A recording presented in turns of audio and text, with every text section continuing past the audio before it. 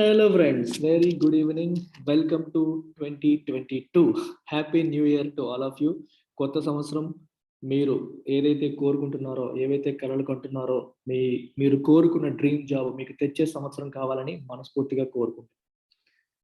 So good news ఏంటి అంటే January 1st నుంచి నేను పెంచుతానని చెప్పిన ఫీజు ఇంకొక 1 వీక్ ఎక్స్టెండ్ చేశాం. It is extended till 7th January.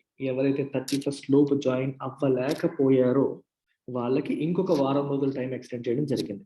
అయితే ఫీజు కంటే ముందు కొత్త వాళ్ళ కోసం మళ్ళీ చెప్తున్నాను, యూపీఎస్సి ఇన్ఫినిటీ అనేది మనం ఆఫర్ చేస్తున్న ఫ్లాగ్షిప్ ప్రోగ్రామ్.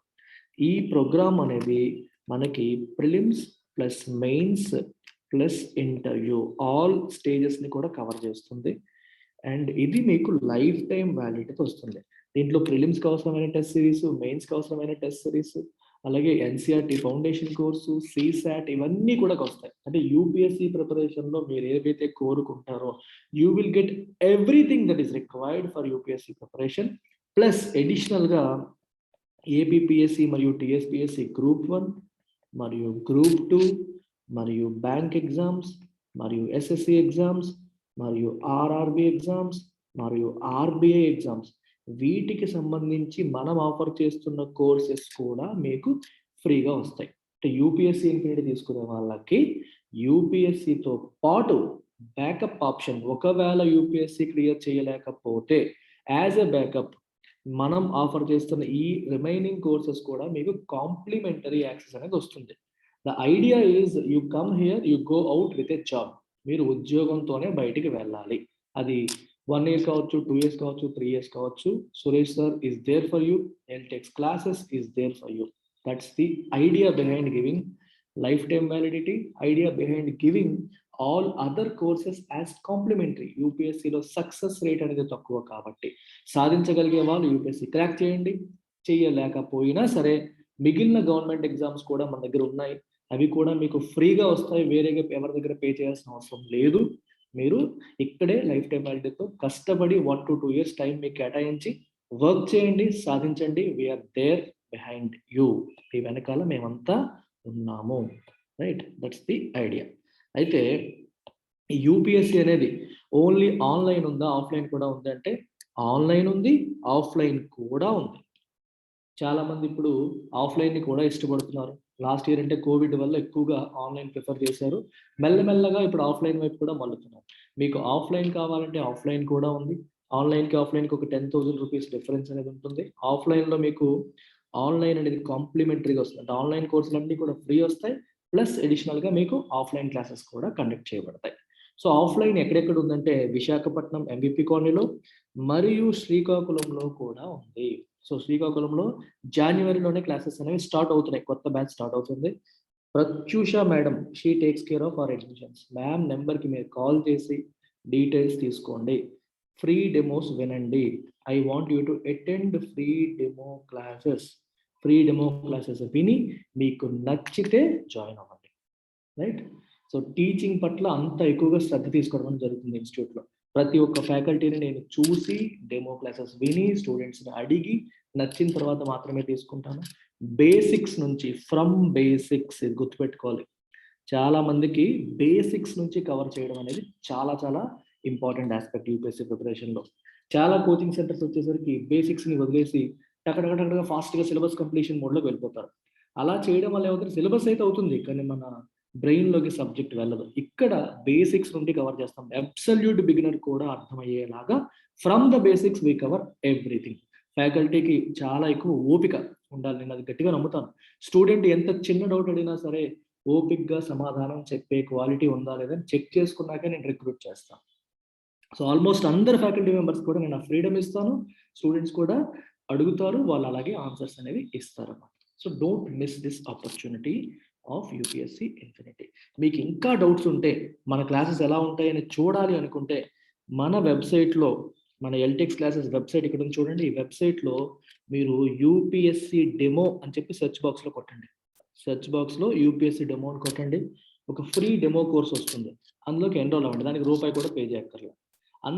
ఆల్మోస్ట్ అందరు ఫ్యాకల్టీ మెంబర్స్ యొక్క శాంపుల్ క్లాసెస్ అందులో ఉంటాయి. వినండి ఒకసారి. వింటే మీకు అర్థమవుతుంది ఎలా చెప్తారు డిఫరెంట్ ఫ్యాకల్టీ మెంబర్స్ అని, మీకు క్లారిటీ వస్తుంది. విని మీరు నిర్ణయం తీసుకోవచ్చు. Right, taste it and then come. Okay, so ఇవాళ ఎడిటోరియల్లోకి వెళ్ళిపోదాం. అసలు ఎడిటోరియల్స్ అనేవి ఎందుకు చదవాలి? యూపీఎస్సీ ఆస్పిరెంట్ కావచ్చు, కాంపిటేటివ్ ఎగ్జామ్స్ చదివే ఎవరైనా సరే ఎడిటోరియల్స్ ఎందుకు చదవాలి? ఎడిటోరియల్స్ మనకి విశ్లేషణ శక్తిని బిల్డ్ చేస్తాయి. ఎడిటోరియల్ అనేది న్యూస్ కాదు, it is analysis of news. Mains preparation, especially UPSC mains ప్రిపరేషన్కి బాగా హెల్ప్ అవుతుంది. అలాగే మీకు రీడింగ్ అనేది అలవాటు అవుతుంది. రీడింగ్ అలవాటు అవ్వడం వల్ల మీకు సీసాట్లో రీడింగ్ కాంప్రహెన్షన్కి, అలాగే మెయిన్స్లో ఆన్సర్ రైటింగ్కి, పెద్ద పెద్ద సబ్జెక్ట్ని రిపోర్ట్స్ని చదివేటప్పుడు దానికి అవసరమైన ఓపికని మీకు ఎడిటోరియల్ రీడింగ్ అనేది ఇస్తుంది. ఎడిటోరియల్ అనేది ప్రతి ఒక్కరు కూడా ఉదయం లేవంగానే చదవాలి, ఓన్గా చదవాలి, లైన్ బై లైన్ చదవాలి. అనాలిసిస్ కూడా నేను లైన్ బై లైన్ చేస్తాను. ఎందుకు సమ్మరీ చెప్పకుండా లైన్ బై లైన్ చేస్తానంటే మీకు రోజు చదవడం అనేది అలవాటు చేయడం కోసం. ఓన్లీ సమ్మరీ చెప్పేస్తే మీరు చదవడం మానేస్తారు. అందుకనే నేను లైన్ బై లైన్ చెప్తాను. మీరు ఫస్ట్ చదివేసి నేను చెప్పే లైన్ బై లైన్ అనాలిసిస్ వినండి. ప్యారలల్గా మీ ఇంగ్లీష్ ఇంప్రూవ్ అవుతుంది, మీ వొకాబులరీ ఇంప్రూవ్ అవుతుంది, మీ కాంప్రహెన్షన్ స్కిల్స్ ఇంప్రూవ్ అవుతాయి, అలాగే సబ్జెక్ట్ కూడా నేర్చుకుంటూ ఉంటారు. Right, so this particular article comes under international relations. India China relations ఎందుకు వస్తుంది? దీనికి అవసరమైన బ్యాక్గ్రౌండ్ మన international relations expert Sairam sir already ఒక వీడియో చేసి పెట్టారు. అరుణాచల్ ప్రదేశ్ని చైనా ఎందుకు కోరుకుంటోందని. ఆ వీడియో నేను ఈ పర్టికులర్ ఎడిటోరియల్ డిస్క్రిప్షన్లో లింక్ పెడతాను. మీరు you click on the video, you will get complete background about Arunachal Pradesh and India and China relations. So ఇందులో ఎడిటోరియల్లో ఉన్న కంటెంట్ మాత్రమే నేను కవర్ చేస్తాను. బికాజ్ బ్యాక్గ్రౌండ్ చాలా చక్కగా సార్ చెప్పుకున్నారు ఆల్రెడీ. ఆ వీడియో మీరు ఒకసారి చూడండి. టైటిల్ ఏముంటుంది ఇక్కడ? Needless provocation. ప్రొవోకేషన్ అంటే అర్థం ఏంటి? ప్రొవోక్ చేయడం అంటే కెలకడం, రెచ్చగొట్టడం, కెలకడం, ఇరిటేట్ చేయడం లాంటి మీనింగ్స్ కిందకు వస్తుంది. అనవసరంగా కెలుకుతుంది. ఎవరు కెలుకుతున్నారు? చైనా కెలుకుతుంది. ఎవరిని కెలుకుతుంది? ఇండియాని. అవసరమయ్యా అనవసరంగా ఏం చేసిందంట చైనా? ఎందుకు కెలుకుతున్నారని మనం అంటున్నాం, ఎందుకు చైనా ప్రొవోక్ చేస్తుందనే మాట వస్తుంది. అది ఎడిటోరియల్లో ఉంటుంది, మనం చూద్దాం. India and China must adhere to past agreements to keep the peace along the border దగ్గర శాంతిని మనం మెయింటైన్ చేయాలి అంటే ఇంతకు ముందు రెండు దేశాల మధ్యలో ఉన్న అగ్రిమెంట్స్ ఏవైతే ఉన్నాయో వాటికి కట్టుబడి ఉండాలి. అడ్హియర్ టు అంటే అర్థం ఏంటి? కట్టుబడి ఉండడం, వాటికి కట్టుబడి ఉండాలి. ఓకే, ఏం జరిగింది అసలు చూడండి. The Chinese governments announcement on December 30 that it had come up with its own names for 15 places in Arunachal Pradesh could not have come at a more precarious moment for an already strained relationship. China వాళ్ళ తెలివితేటలు ఎలా ఉన్నది చూసారా? మన భారతదేశంలో ఉన్న అరుణాచల్ ప్రదేశ్లో ఉన్న ఒక 15 ప్లేసెస్కి మనం పెట్టిన పేర్లు కాకుండా వాళ్ళు పేర్లు పెట్టారంట. ఇప్పుడు ఆంధ్రప్రదేశ్లో వైజాగ్ ఉంది. ఆంధ్రప్రదేశ్లో ఉన్న వైజాగ్కి చైనా వాడు ఒక కొత్త పేరు పెడితే మనకి ఎలా ఉంటుంది? కెలికినట్టు ఉండదు. నా భూభాగంలో నీకేంటబ్బా పని అనుకుంటాం. అలాగే అరుణాచల్ ప్రదేశ్లో ఉన్న 15 ప్లేసెస్కి చైనా వాళ్ళు కొత్త పేర్లు పెట్టుకున్నారు. వాళ్ళ మ్యాప్లో అరుణాచల్ ప్రదేశ్ని చూపిస్తున్నారు. దీన్ని సౌత్ టిబెట్ అని చెప్పి పిలుస్తున్నారు. అది వాళ్ళ భూభాగంలో భాగం అని చెప్పి చెప్తున్నారు. దానికి కొత్త ప్లేసెస్ వాళ్ళే పెట్టేసుకున్నారంట. ఆ అనౌన్స్మెంట్ ఎప్పుడు వచ్చింది? December 30. మరి ఈ అనౌన్స్మెంట్ ఎలాంటి టైంలో వచ్చింది? Could not have come at a more precarious moment. ఒక ప్రికేరియస్ మూమెంట్లో వచ్చింది. ప్రికేరియస్ అంటే మీనింగ్ ఏంటి? Dangerous, uncertain. Right, precarious meaning ఏంటి? డేంజరస్ అని, అన్సర్టెన్ అని. అంటే అంత పరిస్థితి బాగాలేని టైంలో India China relations already strain అయిపోయాయి, పూర్తిగా దెబ్బతిన్నాయి. ఎందుకంటే లైన్ ఆఫ్ యాక్చువల్ కంట్రోల్ దగ్గర చైనీస్ బలగాలు మోహరించున్నాయి, అలాగే మన దేశపు బలగాలు కూడా మోహరించున్నాయి. సో వాళ్ళేమో మన భూభాగంలో ఎంటర్ అవుతున్నారని చెప్పి వాళ్ళ భూభాగంలో మనం ఎంటర్ అవుతున్నాం అని చెప్పి వాళ్ళు పరస్పర ఆరోపణలు జరుగుతున్నాయి. ఆల్రెడీ రిలేషన్ అనేది స్ట్రెయిన్ అయి ఉంది. ఇలాంటి టైంలో రిలేషన్ ఏమైపోతుందా అని మనం ఆలోచిస్తున్న అన్సర్టెన్ టైంలో ఇప్పుడు ఏమొచ్చింది? కొత్తగా అరుణాచల్ ప్రదేశ్లో ఉన్న ప్లేసెస్కి వాళ్ళు పేర్లు పెట్టారు. అంటే ఒక రకంగా ఇండియాని బాగా కెలుకుతున్నారు. ఇలాంటి అన్సర్టెన్ టైంలో, ఇంతకంటే వర్స్ట్ టైం ఉండదు అనుకునే టైంలో ఇలాంటి డెసిషన్ తీసుకున్నారు. The move is ostensibly aimed at standardizing how places in Indian state are depicted in official Chinese maps, which show all of the Arunachal as South Tibet. China ఎప్పటి నుంచో అరుణాచల్ ప్రదేశ్ని తనదే అని చెప్తోంది. అరుణాచల్ ప్రదేశ్ని ఎప్పటి నుంచో చైనా తనదే అని చెప్తోంది. తన అఫీషియల్ మ్యాప్స్ లో చైనా అరుణాచల్ ప్రదేశ్ చూపిస్తుంది, ఏమని చెప్తుంది, సౌత్ టిబెట్ అని చెప్పి చూపిస్తుంది. ఏదైతే చెప్తుందో దాన్ని ఇంకా స్టాండర్డ్, అంటే మ్యాప్స్ లో చూపించడమే కాదు, అఫీషియల్ గా అది మా లొకేషనే, అందులో మేము లొకేషన్స్ కి మేము పేర్లు కూడా పెట్టుకుంటామని చెప్పి ఇంకా ప్రాసెస్ ని స్టాండర్డైజ్ చేసే ప్రయత్నం చేస్తుంది. దాని యొక్క ఆబ్జెక్టివ్ తోనే ఇది చేస్తుంది. ఆస్టెన్సిబిలీ అంటే అపరెంట్లీ, యాజ్ ఈ సీన్ అంటే మనకి చూసేదానికి ఎందుకు చేస్తుందబ్బా అంటే probably for this reason. Maps లో చూపించేది ఇంకా స్టాండర్డైజ్ చేసేసి, ఇప్పుడు చూడండి మన మ్యాప్ లో ఒక ఏరియా చూపించాం, కానీ పేర్లు ఏమో వేరే దేశం పెట్టిన పేర్లు ఉన్నాయి అనుకోండి, సింక్ అవుతుంది. It looks like non sync. కంట్రీలో ఇండియన్ కంట్రీలో ఉంది చూపిస్తున్నావు, కానీ పేర్లు ఏమో ఇండియా వాళ్ళు పెట్టింది వాడుతున్నాం. అలా కాకుండా మనదే అని చెప్తున్నప్పుడు పేర్లు కూడా మనమే పెట్టుకోవాలి అనే సెన్స్ లో China is doing this work. దానికి ఉపయోగించిన పదం ఏంటి ఇక్కడ, ఆస్టెన్సిబిలీ. ఆస్టెన్సిబిలీ అంటే అపరెంట్లీ, అంటే బయటికి కనిపిస్తున్న విధంగా, అంటే మనకు తెలిసిన పరంగా మనం ఎగ్జాక్ట్ గా ఎందుకంటే మనకు తెలియదు, but as it appears to be, బయటికి కనిపిస్తుంది అంటే అందుకోసం చేసినట్టుగా అనిపిస్తోంది అని అర్థం. మనకి చైనా నిజంగా పలానా పర్పస్ కోసం చేశానని చెప్పింది అనుకోండి, క్లియర్ గా చెప్పేస్తాం. అలా కాకుండా అలా ఏం చెప్పట్లేదు, కానీ యాక్షన్ తీసుకున్నారు. ఈ యాక్షన్ ఎందుకు తీసుకున్నారబ్బా, okay, it appears that they are doing this to standardise what they are already doing in their maps. Maps లో ఏదైతే చూపిస్తున్నారో దాన్ని స్టాండర్డైజ్ చేసే ప్రయత్నంలో భాగంగా చేస్తున్నట్టుగా అనిపిస్తుంది. India's Ministry of External Affairs, MEA, said in a statement in response to the move that assigning invented names will not alter any facts on the ground and Arunachal's status as an integral part of India. మరి China మనల్ని కెలికింది కదా, దీనికి India యొక్క response ఏంటి? India యొక్క ministry of external affairs, విదేశాంగ వ్యవహారాల శాఖ ఏం చెప్పిందంట, అసైనింగ్ ఇన్వెంటెడ్ నేమ్, మీరు కొత్త నేమ్స్ కనిపెట్టేసి ఆ పేర్లు పెట్టడం అనేది గ్రౌండ్ లెవెల్లో ఉన్న ఫ్యాక్ట్స్ ని మార్చదు, ఆల్టర్ అంటే చేంజ్, ఏ రకంగానూ మార్చదు. అండ్ అరుణాచల్ యొక్క స్టేటస్ ని కూడా ఏ రకంగానూ మార్చదు. Arunachal Pradesh is an integral part of India. దాన్ని మీరు పేర్లు పెట్టడం వల్ల ఎటువంటి మార్పు రాదు. ఇప్పుడు చైనాలో ఉన్న ఒక లొకేషన్ కి ఇండియా పేర్లు పెట్టింది అనుకోండి, ఇండియా మ్యాప్ లో చూపించింది అనుకోండి, గ్రౌండ్ లెవెల్ ఏమైనా మారిపోతాయి? ఏమీ మారదు. It is still very much part of India. It is very much under the control of Indian government. As the MEA noted, this is not the first time that Beijing has done so. It is the first time in In 2017, Chinese authorities issued official names for 6 places in Arunachal. 2017 లో కూడా ఇలా చేశారు, ఒక 6 places కి official names announce చేశారు. The first instance followed a visit by the Dalai Lama to the state which Beijing had protested. 2017లో ఎందుకు చేసిందంట, Dalai Lama Arunachal Pradesh ని విజిట్ చేశారు. దలైలామా అంటే వాళ్ళకి నచ్చదు. సో దలైలామా ఇండియాలో ఉన్న ప్లేస్ కి విజిట్ చేయడానికి నిరసన వ్యక్తపరుస్తూ, వాళ్ళు మనల్ని కెలకడానికి, మీరు చేసిన పని మాకు నచ్చలేదని చెప్పడానికి, మనల్ని ఇబ్బంది పెట్టే ఈ కార్యక్రమం, మనకి కోపం తెప్పించే కార్యక్రమం 2017లో మొదటిసారి చేశారు. అరుణాచల్ ప్రదేశ్ లో 6 ప్లేసెస్ కి వాళ్ళు పేర్లు పెట్టారు. The list on this occasion is longer. Last time 6, ఈసారి 15 places. And not only includes 8 towns but also 4 mountains. ఈసారి 8 towns, 4 mountains, 2 rivers and a mountain pass. వీటన్నిటికీ కూడా పేర్లు పెట్టడం అనేది జరిగింది. The list covers 11 out of Arunachal's 25 districts, extending from Tawang in west to Dibang Valley in the north and Anja in the east. East, west, north అన్ని places లోని cover చేసేసారు. The spread of the location suggests that the places were chosen to reiterate Chinese claims to the whole state. అంటే అరుణాచల్ ప్రదేశ్ లో west part లో ఒక location తీసుకొని పేరు పెట్టారు, ఈస్ట్ లో పెట్టారు, నార్త్ లో పెట్టారు. ఐడియా ఏంటి, మొత్తం అంతా మాదే, అరుణాచల్ ప్రదేశ్ అంతా చైనాకి చెందిందే, అది సౌత్ టిబెట్ అని చెప్పే ఉద్దేశంతో చేస్తారు. మీకు డౌట్ వస్తుంది, సార్ ఎందుకు సార్ ఈ పేర్లు పెట్టుకోవడం, ఏదైనా ఇండియా కంట్రోల్లో ఉంది, ఎలక్షన్స్ ఇండియా, అధికారులు ఇండియా వాళ్ళు, అందరూ మన వాళ్ళే ఉంటారు, ఎందుకు చేస్తుందంటే కెలకడం అనమాట. అందుకే ప్రొవోకేషన్ అన్నారు. అంటే మన యొక్క సౌవరెంటీని క్వశ్చన్, మన ఇండియా యొక్క భౌమాధికారాన్ని క్వశ్చన్ చేసేలాగా చైనా ప్రవర్తిస్తుంది మనల్ని.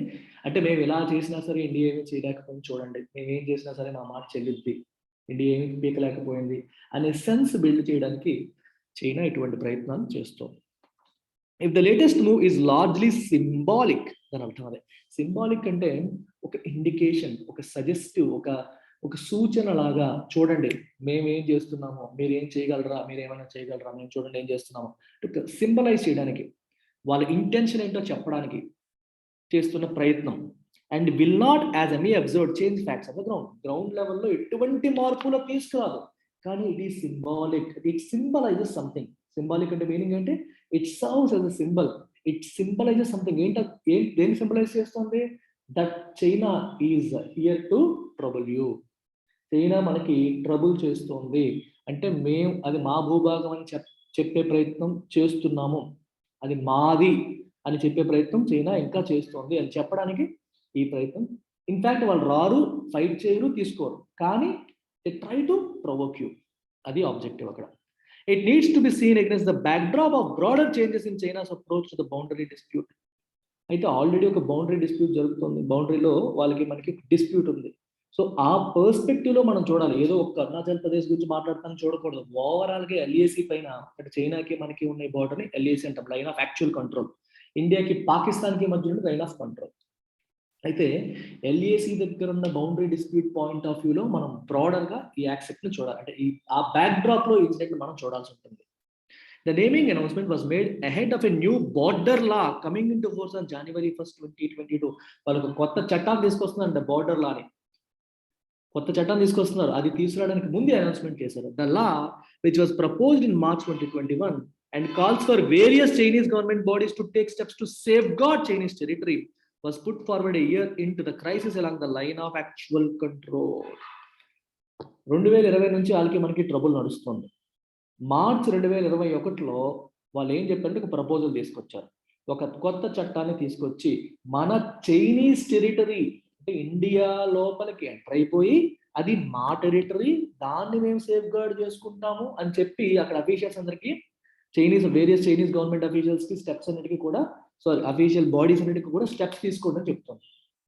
They coming out with a law stating all this, అంటే మన భూభాగంలో వాళ్ళు ఎక్కడైతే ఎంటర్ అయిపోయారు అదంతా కూడా మాదే, అది ఇండియాది కాదు, అది మాదే, దాన్ని మనం కాపాడుకోవడానికి మనం ఏ స్టెప్స్ అవసరమో ఆ స్టెప్స్ తీసుకోవాలి అని చెప్పి మార్చి 2021లోనే ఒక చట్టం తేవాలనుకున్నారు, ఇప్పుడు తీసుకొస్తున్నారు. అండ్ న్యూఢిల్లీ అంటే Indian government which has expressed concern about the law, ఈ చట్టం విషయంలో ఇండియా ఆందోళన వ్యక్తపరిచింది, has seen it as an attempt to formalize the transgressions made by the Chinese military since the summer of 2020 and put a stamp on China's unilateral measures to redraw the LAC. ఇప్పుడు చూడండి అమ్మా, ఇది border అనుకుందాం, ఇటువైపు ఏమో China, ఇటువైపు ఏమో India ఉంది. ఇప్పుడు చైనా వచ్చేసి ఈ బార్డర్ దాటి కొన్ని ఏరియాలు వచ్చేసింది అనుకుందాం ఇలా. ఇప్పుడు చైనా ఏమంటుంది, ఈ ఏరియాలు కూడా మావే, ఇది పాత బార్డర్, ఇది కరెక్ట్ కాదు, ఒరిజినల్ బార్డర్ ఇదే. అంటే కొంత ప్లేసెస్ ట్రాన్స్గ్రెషన్ అంటే వేరే వాళ్ళ ప్లేస్ లోకి ఎంటర్ అయిపోవడం, వేరే వాళ్ళ స్పేస్ లోకి ఎంటర్ అయిపోవడం, దాన్ని ఏమంటాం? ట్రాన్స్గ్రెషన్ అంటాం, right? You are entering into the territory which is not yours. అలాంటి టెరిటరీలోకి ఎంటర్ అయిపోయి ఈ తప్పుడు పని వాళ్ళు ఇప్పుడు ఏం చేస్తున్నారు, they are trying to formalise it. అదే ఒరిజినల్, అంటే ఈ రెడ్ లైన్ ఏదైతే ఉందో అదే ఒరిజినల్, ఇది ఈ బ్లూ లైన్ కాదు అని చెప్పే ప్రయత్నం చేస్తాము. తప్పు చేసి ఈ తప్పు కాదు, ఇదే మా ప్లేస్, మీరే వెనక్కి వెళ్ళండి, మా ప్లేస్ లో మీరు వచ్చేసారని చెప్పే ప్రయత్నం చైనా చేస్తుంది, రైట్? సో అందుకే ఇండియా పాయింట్ ఆఫ్ వ్యూలో చైనా ఈ రకంగా చేస్తుంది. చూసారా, scene it as an attempt to formalise the translation. మీరు చేస్తున్న ట్రాన్స్లేషన్ ఫార్మలైజ్ చేసే ప్రయత్నం, దాని చట్టరూపం తీసుకొచ్చారనుకుంటే చైనీస్ వాడికల్ మన పార్లమెంట్ లాగా అక్కడ లెజిస్లేచర్ ఏదైతే ఉంటుందో వాళ్ళు దాన్ని ఫార్మలైజ్ చేసేస్తున్నారు. Entire China believes that this land is Chinese అని చెప్పే ప్రయత్నం జరుగుతుంది. And put a stamp on China's unilateral అంటే ఏకపక్షంగా, అంటే ఎవరితో మాట్లాడకుండా, డిస్కస్ చేయకుండా రీడ్రా ది ఎల్ఏసి ఏదైతే ఉందో దాన్ని ఇండియా ఇప్పుడు ఫర్ ఎగ్జాంపుల్ 2 దేశాలకు మధ్యలో బార్డర్ తగాదాలు ఎందుకు వస్తాయి? వీళ్ళ పాయింట్ ఆఫ్ వ్యూలో బార్డర్ ఏమో ఇది అనుకోండి, చైనా పాయింట్ ఆఫ్ వ్యూలో, ఇండియా పాయింట్ ఆఫ్ వ్యూలో బార్డర్ ఏమో ఇది అనుకోండి. సో ఈ మధ్యలో ఉన్న ఏరియా ఏదైతే ఉందో ఇది డిస్ప్యూటెడ్ ఏరియా అవుతుంది. మీకు అర్థమైందా? ఇటువైపు ఇండియా ఉంది, ఇటువైపు చైనా ఉంది, ఈ మధ్యలో రెడ్ ఏమో ఇండియా పాయింట్ ఆఫ్ వ్యూలో బార్డర్ అనుకోండి, బ్లూ ఏమో చైనా పాయింట్ ఆఫ్ వ్యూలో బార్డర్ అనుకోండి. చైనా వాడు ఏమనుకుంటాడు, ఇక్కడ వరకు నాదే అనుకుంటాడు. ఇండియా ఏమనుకుంటుంది, ఈ రెడ్ వరకు అంటే ఇటువైపు ఇదంతా నాదే అని చెప్పి ఇండియా అనుకుంటాడు. సో ఈ మధ్యలో ఉన్న ఏరియా ఏదైతే ఉందో ఇది డిస్ప్యూటెడ్. సో వాళ్ళు ఒకటి అంటారు, మనం ఒకటి అంటారు. మరి ఇలాంటిది ఎలా తేల్చుకోవాలి? 2 దేశాలు కూర్చొని మళ్ళీ they have to redraw LAC. కానీ చైనా ఏం చేస్తుంది, ఏకపక్షంగా యూనిలేటర్ అంటే ఏకపక్షం ఇండియాతో డిస్కస్ చేయకుండా వాళ్ళు ఏదైతే ఎల్ఏసి అనుకుంటున్నారో దాన్నే ఫార్మలైజ్ చేసే ప్రయత్నం చేస్తోంది అనేది ఇండియా యొక్క పాయింట్ ఆఫ్ వ్యూ. అది చైనా అలాంటి ఆలోచనతో ఉంది అని ఇండియా అనుకుంటుంది. The Chinese foreign ministry defended the latest move saying the matter was within China sovereignty. ఇది మా సార్వభౌమాధికారానికి సంబంధించింది. ఇట్ ఈస్ విత్ ఇన్, దీనిపైన ఇండియా కామెంట్ చేయాల్సిన అవసరం లేదు. We have decided it is our, మా భూభాగంలో మేము ఏదైనా చేసుకుంటాం, అది మాది అని చెప్పి వాళ్ళు అంటున్నారు. కానీ yet Beijing had a very different view on India's own internal reorganization of Jammu and Kashmir in 2019, which elicited not only sharp statements from China but also led to Beijing raising the matter at the UNSC. Okay, 2019లో Jammu and Kashmir reorganisation చేసినప్పుడు Jammu and Kashmir ఉన్న special constitutional status ని remove చేసి India మార్పు constitutional amendment తీసుకొచ్చినప్పుడు అది India యొక్క own thing కదా, దాంట్లో చైనా ఇన్వాల్వ్ అవ్వాల్సిన అవసరం లేదు కదా. That is related to India sovereignty. Why should China worry about it? కానీ 2019లో చైనా ఏం చేసింది? షార్ప్ స్టేట్మెంట్స్ తీసుకొచ్చింది. ఎలిసిట్ అంటే బ్రింగ్ ఫోర్త్ అని, చైనా నుంచి షార్ప్ కామెంట్స్ ని అది అట్రాక్ట్ చేసింది. అంటే ఇండియా చేసిన జమ్మూ అండ్ కాశ్మీర్ రీఆర్గనైజేషన్ అనేది it has elicited, that means it has brought out sharp statements from China. ఇంకా ఏం చేసింది చైనా? యునైటెడ్ నేషన్స్ సెక్యూరిటీ కౌన్సిల్లో కూడా ఈ విషయాన్ని లేవనెత్తింది. వాళ్ళకేంటి అబ్బా సంబంధం, మన దేశం మన లోపల చేసుకున్నాం, దాని గురించి యునైటెడ్ నేషన్స్ సెక్యూరిటీ కౌన్సిల్లో మాట్లాడడం జరిగింది. ప్లస్ దాన్ని వ్యతిరేకిస్తూ దాన్ని కామెంట్ చేస్తూ కూడా చైనా మాట్లాడింది. అంటే ఇండియా యొక్క విషయాల్లో చైనా మాట్లాడేస్తుంది, కానీ చైనాకి సంబంధించిన విషయాల్లో ఇండియా మాట్లాడకూడదు. దట్టు ఏంటి? డిస్ప్యూటెడ్ ల్యాండ్, అది కూడా చైనాది కంప్లీట్ కూడా కాదు. ఇండియా ఒప్పుకోవట్లేదు, వాళ్ళు చెప్తున్న బౌండరీ ఇండియా ఒప్పుకోవట్లేదు. ఇండియా ఒప్పుకోనప్పుడు ఇండియా కామెంట్ చేస్తుంది డెఫినెట్ గా, ఇది మా విషయం, మీరు దూరకూడదు అని చెప్పి చైనా ఉంటుంది. కానీ మనకి కంప్లీట్ గా మనకి సంబంధించిన అంశంలో వాళ్ళు మాట్లాడేస్తున్నారు. The announcement this week came as India and China remain engaged at both diplomatic and military levels to complete the stalled disengagement process along the LAC. So ఈ వారం వచ్చిన అనౌన్స్మెంట్ ఏదైతే ఉందో అది ఎప్పుడు వచ్చింది? As India and China remain engaged at both diplomatic and military levels. ఇక్కడ మీరు ఒక విషయాన్ని గమనించాలి. ఇప్పుడు ఎల్ఏసి గురించి మాట్లాడేది ఎల్ఏసి అనుకోండి. ఇక్కడ అటువైపు ఏమో చైనీస్, ఇటువైపు ఏమో చైనా వాళ్ళు, ఇటువైపు ఏమో ఇండియన్ మిలిటరీ మోహరించున్నారు. ఇప్పుడు డిసెంగేజ్మెంట్ ప్రాసెస్ అంటే ఇక్కడ నుంచి మన వాళ్ళు వెనక్కి వెళ్ళిపోవాలి, వాళ్ళు వెనక్కి వెళ్ళిపోవాలి. ఇంతకుముందు ఏదైతే ఉందో స్టేటస్ కోని రెస్టోర్ చేయాలని చెప్పి అనుకుంటున్నారు ఒక పక్క. సో డిసెంగేజ్మెంట్ ప్రాసెస్ అనేది ఇంకా ఆన్గోయింగ్, కంప్లీట్ గా వాళ్ళు వెనక్కి వెళ్ళదు, మన వాళ్ళు కంప్లీట్ గా వెనక్కి వెళ్తారు. ఒకవైపు మిలిటరీ లెవెల్ అంటే మిలిటరీ అఫీషియల్స్, మన వైపు సీనియర్ మిలిటరీ అఫీషియల్స్, వాళ్ళ వైపు సీనియర్ మిలిటరీ అఫీషియల్స్ మధ్యలో డిస్కషన్ జరుగుతాయి. రెండో వైపు డిప్లొమాటిక్ లెవెల్లో అంటే Indian ministry of external affairs నుంచి, వాళ్ళ మినిస్ట్రీ ఆఫ్ ఎక్స్టర్నల్ అఫైర్స్ నుంచి, అలాగే మన డిఫెన్స్ మినిస్ట్రీ నుంచి, వాళ్ళ డిఫెన్స్ మినిస్ట్రీ నుంచి కూడా సంప్రదింపులు జరుగుతున్నాయి. అది డిప్లొమాటిక్ లెవెల్, ఇది మిలిటరీ లెవెల్, రెండు వైపులా సంప్రదింపులు జరుగుతున్నాయి. డిసెంగేజ్మెంట్ ప్రాసెస్ అనేది ఇంకా కంప్లీట్ కాలేదు. In fact it was stalled. Stalled అంటే ఆగిపోయింది, అది ఇంకా కంప్లీట్ కాలేదు. ఇలాంటి టైంలో ఈ కొత్త అనౌన్స్మెంట్ తీసుకొచ్చి సమస్యను ఇంకొంచెం సంక్లిష్టం చేసింది China. Restoring relations as well as the status quo along the borders will require mutual sensitivity and an adherence to past agreements that help to keep the peace. ఇప్పుడు రెండు దేశాల మధ్యలో ఉన్న రిలేషన్స్ రెస్టోర్ అవ్వాలంటే ఇంతకు ముందు ఎలాగైతే ఉన్నాయో, అంటే ఇండియా చైనా ఫ్రెండ్లీ నైబర్స్ కాకపోయినప్పటికీ మరి ఇండియా పాకిస్తాన్ అంత శత్రువులు అయితే కాదు. అందుకని ఇంతకు ముందు ఎలాగైతే రిలేషన్స్ ఉన్నాయో అలాంటి రిలేషన్స్ రెస్టోర్ చేయాలి. మరియు status quo along the border దగ్గర ఇంతకు ముందు ఏ స్థితి అయితే ఉందో, స్టేటస్ కో అంటే ప్రస్తుతం ఉన్న స్థితి, అంటే ఇంతకు ముందు ఒరిజినల్ గా ఏ స్థితి అయితే ఉందో దాన్ని మళ్ళీ రెస్టోర్ చేయాలి అంటే ఏం చేయాలి? It will require mutual sensitivity, అంటే we have to be sensitive to their feelings, at the same time they have to be sensitive to our feelings. అంటే వాళ్ళు చేసే పని ఇండియాని హర్ట్ చేస్తుందా, లేదా ఇండియా చేసే పని చైనాని హర్ట్ చేస్తుందా అని ఆలోచించుకొని ఏ పనైనా చేయాలి. అంతేగాని ఒకరినొకరు ప్రొవోకేట్ చేసేలాగా కెలుక్కుంటా ఉంటే రిలేషన్స్ నార్మల్ అవుతాయా? ఇంకా రిలేషన్స్ అనేవి స్ట్రెయిన్ అయిపోతూ ఉంటాయి. ఇంకా ఏం కావాలి? And adherence to past agreements. ఇంతకు ముందు ఏ అగ్రిమెంట్స్ అయితే మనకు ఉండేవో ఇండియాకి పాకిస్తాన్కి మధ్యలో, టు కీప్ పీస్ ని మెయింటైన్ చేయడానికి ఏ అగ్రిమెంట్స్ అయితే ఇంతకుముందు చేసుకున్నామో వాటికి అడ్హియర్ అయి ఉండాలి, కట్టుబడి ఉండాలి.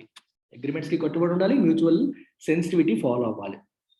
Rather than needless provocations that that expand an already long list of differences. అంతేగాని ఈ అనవసరమైన ప్రొవొకేషన్స్, ఆల్రెడీ ఇద్దరికి మధ్యలో లిస్ట్ ఆఫ్ డిఫరెన్సెస్ ఎక్కువ ఉన్నాయి, దాన్ని ఇంకా ఎక్స్పాండ్ చేసేలాగా ఈ గెలికే కార్యక్రమం అనేది పెట్టుకోకూడదు.